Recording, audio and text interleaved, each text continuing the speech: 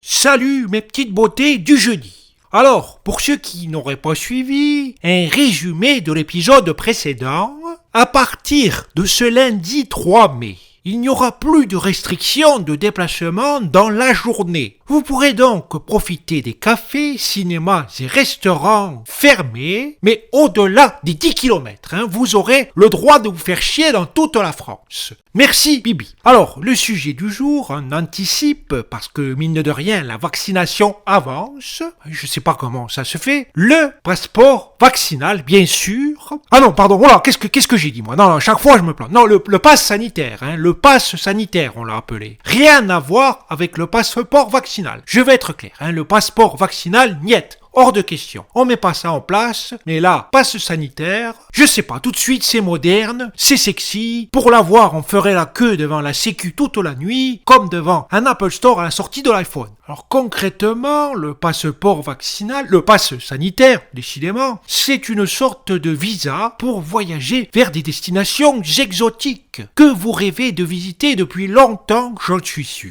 Tels que le musée, le restaurant, l'esthéticienne, et j'en passe.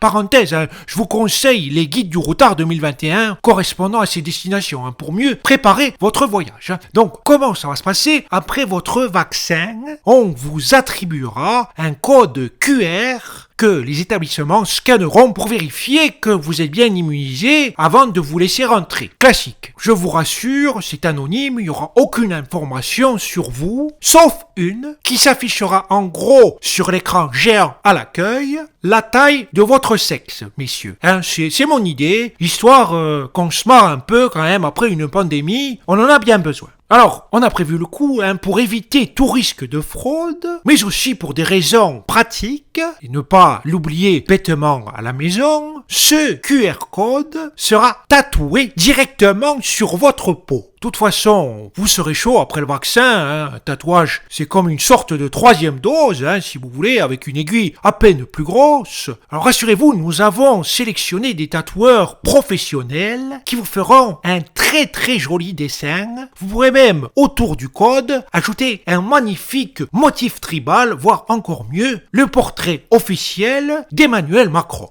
Tout cela, bien sûr, sera gratuit, quoi qu'il en coûte, forever. En précision, pour accéder à certains événements, du type concert de Christophe Maé, nous irons plus loin encore, puisqu'en plus du pass sanitaire, le port du casque sera obligatoire. Un casque FFP2 à insonorisation moins de 100 décibels. Avec ça, vous n'entendrez rien du tout du concert et serez sûr de passer un moment agréable.